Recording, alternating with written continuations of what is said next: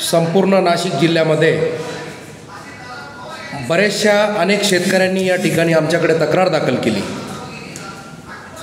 आम्ही महाराष्ट्र राज्याचे कर्तव्यदक्ष उपमुख्यमंत्री एकनाथरावजी शिंदे साहेब यांच्याकडे निवेदन देखील रवाना केले आहे। बँक ऑफ महाराष्ट्र असतील, शेतकरी पीक कर्ज योजनेसाठी शेतकऱ्यांची पिळवणूक केली जात आहे। आमचे कर्तव्यदक्ष माजी मुख्यमंत्री आणि विद्यमान उपमुख्यमंत्री एकनाथरावजी शिंदे साहेबांकडे आम्ही निवेदन रवाना केले आहे। येवला तालुका असेल, नाशिक जिल्हा ग्रामीण भाग असेल, अनेक ठिकाणी या ठिकाणी मोठा शेतकरी वर्गाला त्रास सहन करावा लागतो।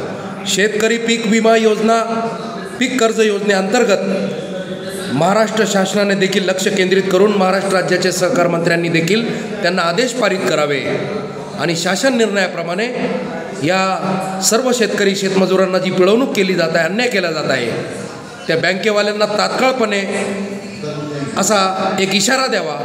अन्यथा स्वाभिमानी सेना, अन्याय भ्रष्टाचार निवारण जनहित समिती, लोकशाही मराठी पत्रकार संघ, कौमे खिदमत सोशल फाउंडेशन, महाराष्ट्र मुस्लिम महासंघ हे बेमुदत आमरण उपोषणाला बसणार आहे। याची तात्काळपणे दखल घ्यावी। जय हिंद, जय महाराष्ट्र।